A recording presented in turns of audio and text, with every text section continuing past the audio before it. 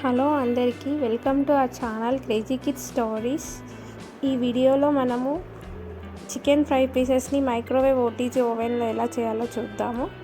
ముందుగా ఒక బౌల్లో 2 టేబుల్ స్పూన్ పెరుగు, 1 టేబుల్ స్పూన్ కారం, 1/2 టేబుల్ స్పూన్ పసుపు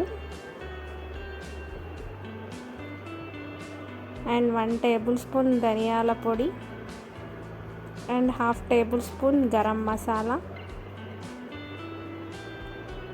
అండ్ 1 టేబుల్ స్పూన్ అల్లం పేస్ట్ వేసి బాగా కలుపుకోండి.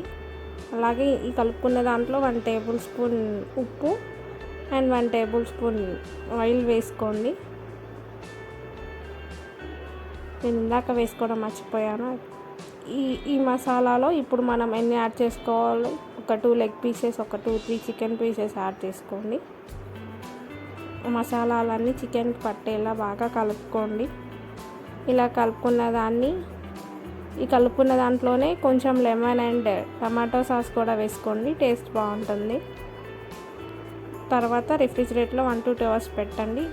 ఇప్పుడు ఓవెన్ని ప్రీహీట్ చేసుకోండి. 250 degrees దగ్గర టెంపరేచర్, టోస్ట్ మోడ్లో పెట్టుకోండి అండ్ 10 minutes టైంలో. ఇప్పుడు 2 అవర్స్ తర్వాత మ్యారినేట్ అయిన చికెన్ పీసెస్ని ఆ గ్రిల్లర్ ప్లేట్లో పెట్టుకోండి. అలాగే కింద బేకింగ్ ప్లేట్ పెట్టండి.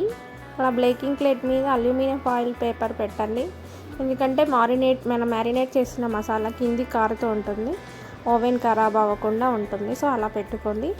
ఇప్పుడు ఓవెన్ని 250 degrees temperature, 30 minutes time toast మోడ్లో పెట్టుకోండి.